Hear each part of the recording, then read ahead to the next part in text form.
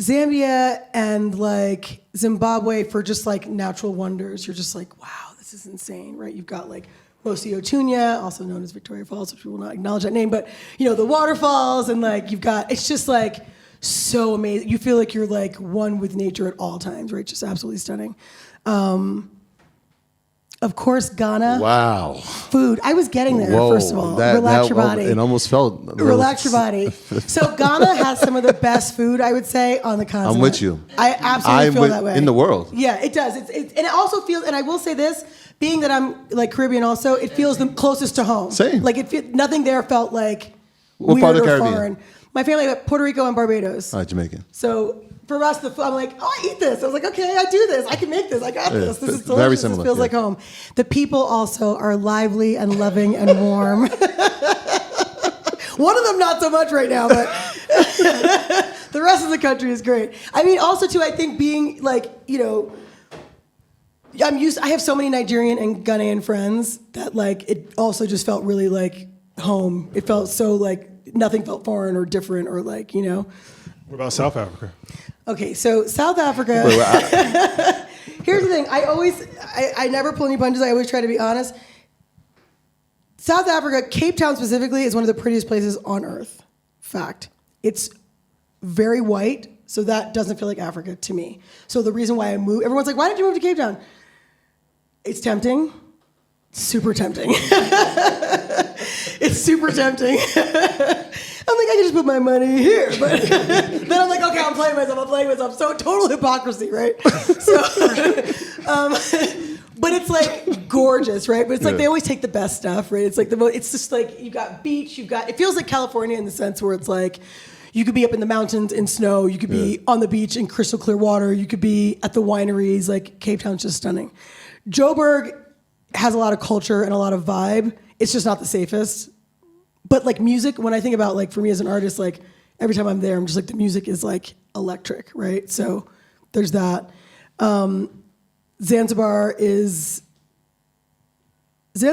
beautiful. I personally, now, I prefer Diani and Mombasa and like the whole coast of Kenya. Just as far as like safety and cleanliness and like, it's the same water, it's the same Indian Ocean, the same beach. But yeah, I mean, I think that was the hardest part about buying land was like, every country has something so dope and special to offer, right? Tanzania is robust and lush and it's just like so much greenery everywhere, right? Everybody has something to offer. Yeah. So really you just gotta pick a place, just put some money in it. I mean, when you named the top 5, it's interesting. We met in Kigali last week, and I'm thinking to myself, what is the strategy when you're trying to invest? Is it that I'm looking for the greenery? Am I looking for the education, healthcare? What are the things when you're looking to say, all right, here's why I want to buy land? Because I know you got land in a few countries. Yeah, I think it's like you got to figure out what your priorities are, right? I mean, for me, like I said, I look at like government. Kenya has a democracy. People speak out against things. Like those are things that I was used to. So when I was thinking about like culture shock and what I was going to be able to like what I want to raise my kids in, that was like a logical choice, right? Education, all the things that we need are here. If you're looking for rural and a little bit less developed, in my opinion, Tanzania is a gold mine. It's absolutely stunning. There are a lot of the diaspora there already in Dar es Salaam. There's like, you look at Zambia, Zambia's more rural. But again, I know Americans that have gone to Zambia to mine.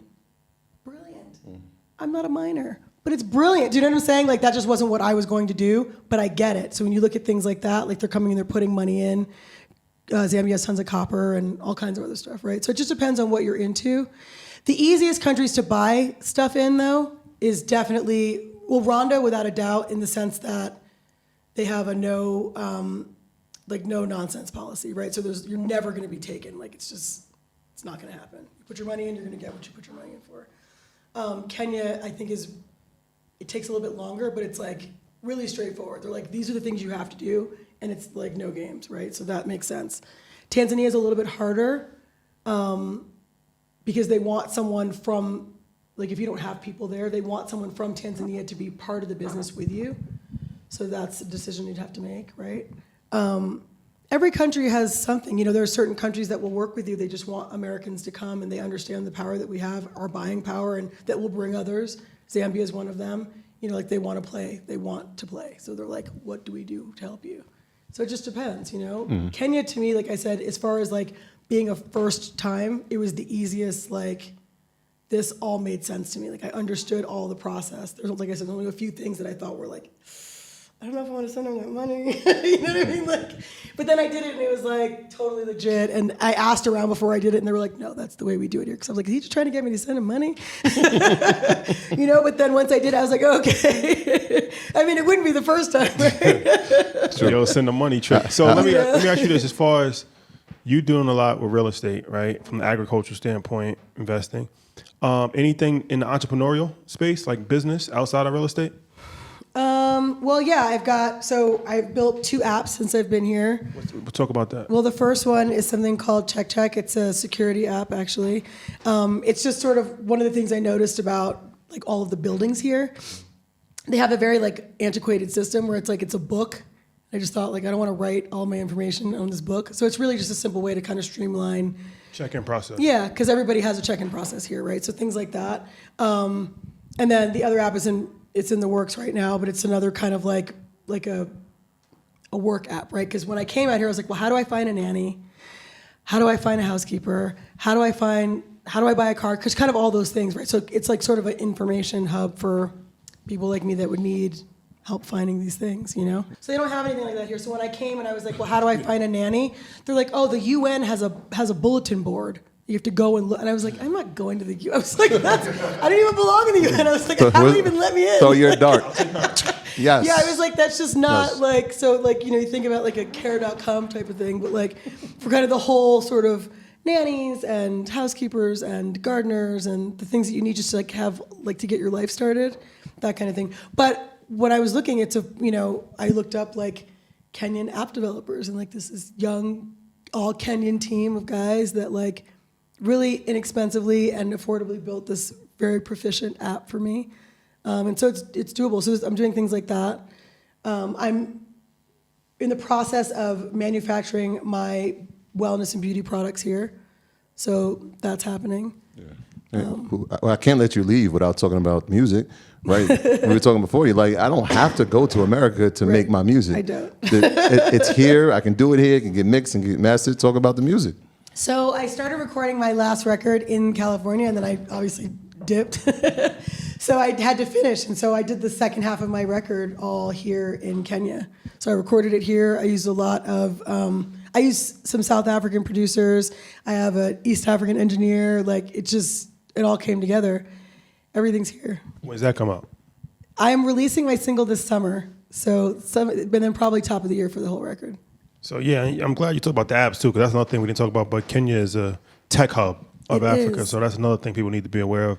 The technology, sometimes that's another misconception. People automatically assume that it's going to be a drop off in technology, and we all are relying on technology, so that's a deterrent. Like, I don't want to have to deal with 1G Wi-Fi, and I'm not going to have like. No, I mean you see it, right? Like. Yeah. Listen, I watch my Apple TV every day. I'm like, my internet works. Like, everything is good. It's completely, like, it's as modern as it, quite frankly, it's probably better here than it was on my farm in California. Like, you know, you get all of the, and even like, when I was talking about, you're saying the tech, they have a whole tech city. It's like, you know, Silicon Savannah that they've been building. And I don't know how long it's going to take, but like, just the idea that like, there are people going to school. I have a kid who works for me that helps me out with stuff, and he's getting his degree in all kinds of engineering and tech, and like they have everything here. So like, it's a whole young community of people that are super capable, and it's really modern. And like I said, you can build. It took like a couple months to build my app. You know what I mean? Like, and they're ready and they're down to do it, and they're completely capable.